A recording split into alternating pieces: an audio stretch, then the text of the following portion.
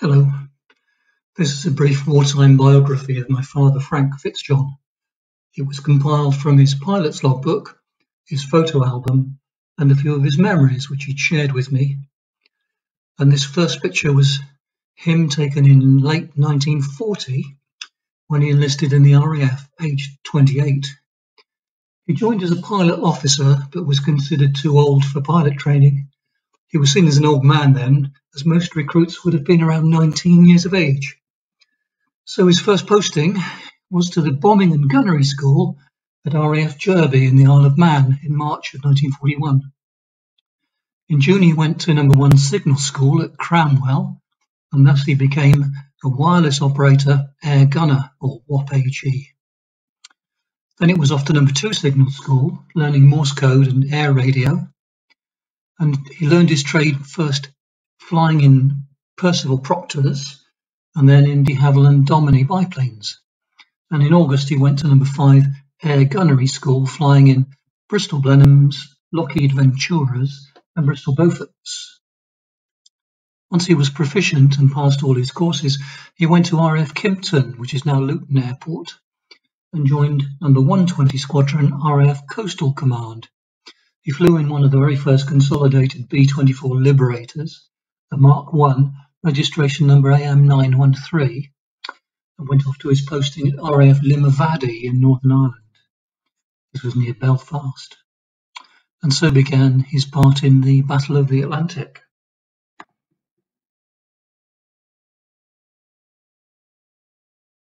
This fight pitted U-boats and other warships of the German Kriegsmarine, together with aircraft of the Luftwaffe, against Allied merchant shipping and the Royal Navy, who were tasked with their defence. The convoys were defended by ships of the Royal Navy and planes of the RAF, plus units from the Royal Canadian Navy and RCAF, and later on the United States Navy and USAF. Churchill was later to write, "The only thing that really frightened me during the war was the U-boat peril. I was even more anxious about this battle than I had been about the glorious air fight called the Battle of Britain." Now, Coastal Command, called by some the Kipper Fleet, was a Cinderella service within the RAF, and at the outbreak of World War II it was poorly equipped with obsolete aircraft and poor equipment. But this was soon to change as the war progressed, with the development of longer-range aircraft like the Liberator, equipped with a radar altimeter which allowed safe flying as low as 50 feet, and so gave much greater accuracy when attacking U-boats. Frank's first active sortie was with Squadron Leader Terry Bullock and his crew to the Bay of Biscay, where they attacked German shipping from a low level off the French coast near Biarritz. The development of an airborne radar called ASV, or Airborne Surface Vessel, allowed detection of shipping or surfaced U-boats to about 20 miles range, and daytime attacks were successful, but at night it could only guide a plane to within a mile or so of a vessel, so attacks in the dark were pointless, and a lot of U-boats stayed submerged in the daytime as a result. Soon the Germans invented a countermeasure to ASV called METOX, which alerted them to the radar signals, and so it allowed the submarine to dive before an aircraft could attack them. So between 1939 and 1941, only 2 submarines were sunk by aircraft.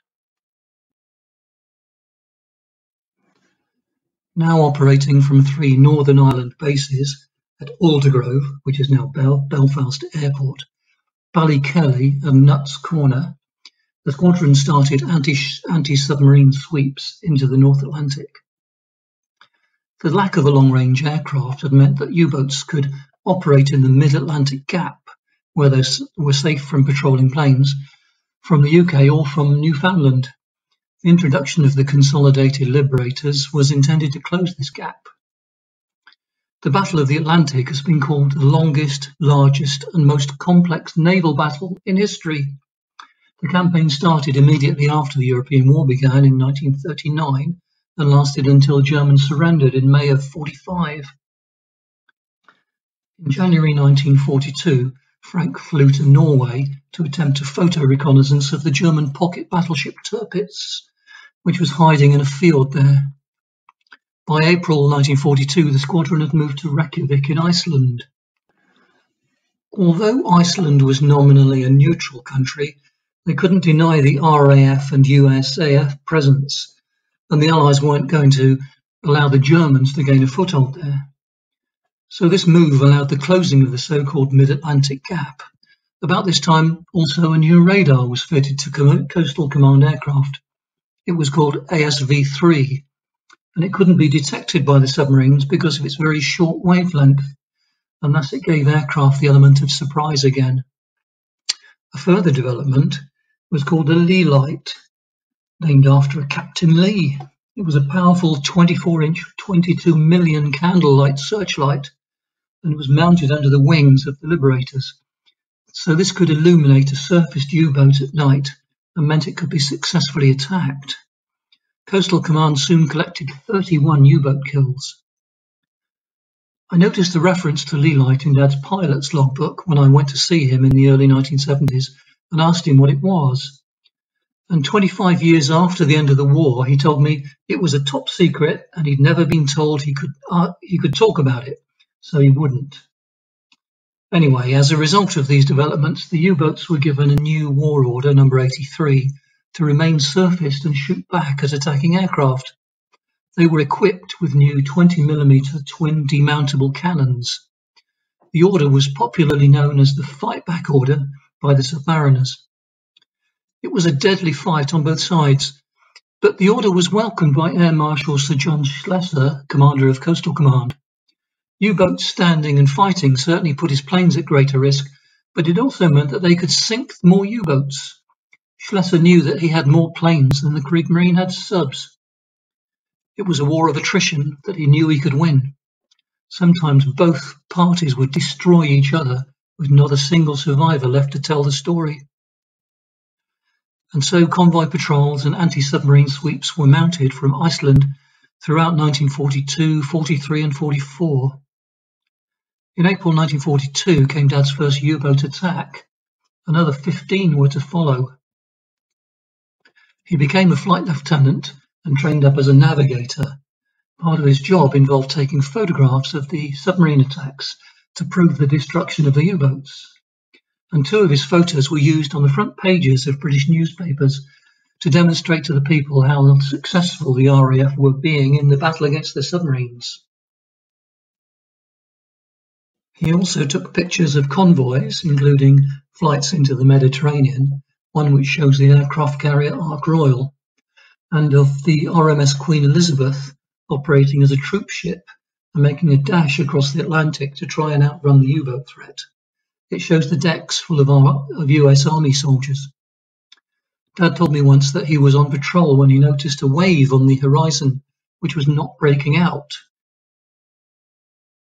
He told the skipper, and they pointed the radar in that direction, and indeed it picked up a signal at over 20 miles range. Unbelievably, this was a periscope. They attacked it with depth charges, but because it was partly submerged, they couldn't say if it had been sunk or not.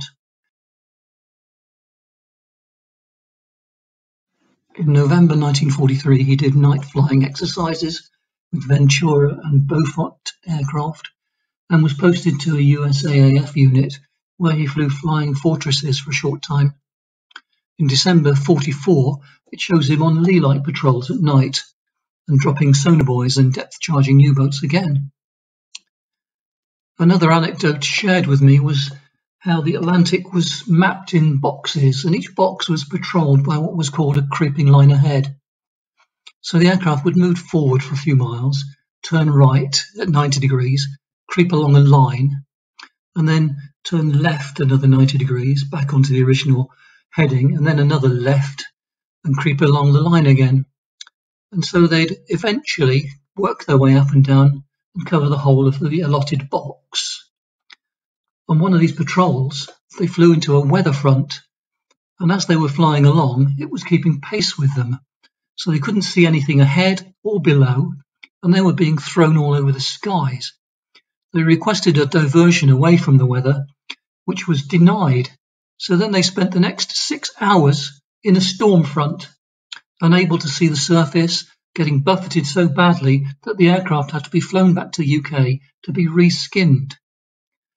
Can you imagine how uncomfortable that must have been? And so stressful as well. It was also a stupid waste of effort and equipment, and a needless danger to the crew. Anyway, they flew the aircraft to Nottingham to RAF Tollerton, where there was a repair base, and the factory workers all came out to see them landing. Because the plane was painted white and looked a bit like a flying boat, the skipper decided to fly overhead and then approach with his landing gear up until the very last moment to give his audience a fright. In May of 1945, the German forces surrendered, and the remaining U-boats were ordered to Northern Ireland, and Dad got some close-up photos flying over them. The U-boats were later strafed and bombed to send them to the bottom of the sea and get rid of them.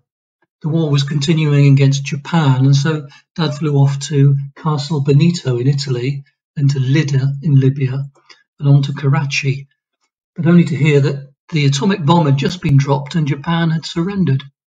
He flew back to Cairo, where he was stuck for weeks because the aircraft had flown into a sandstorm, damaging an engine, and a spare one had to be brought out from the UK and fitted. They returned to Oakington later. 2 more long-haul trips followed via Istres in France, Shabia in Iraq, and went on to Karachi, returning to Oakington, and then again out via Cairo to Maripur in India, and his final flight being made in March of 1946. On the 3rd of October 1945, he attended Buckingham Palace to be awarded his DFC, Distinguished Flying Cross, by the King. He went to the investiture with his brother-in-law John Verney, who was also given a DFC for his service as a pathfinder with RAF Bomber Command. His last photo is Dad's retirement picture when he finished his career with the Imperial Tobacco Company, the same company he'd started with before he joined up into the RAF.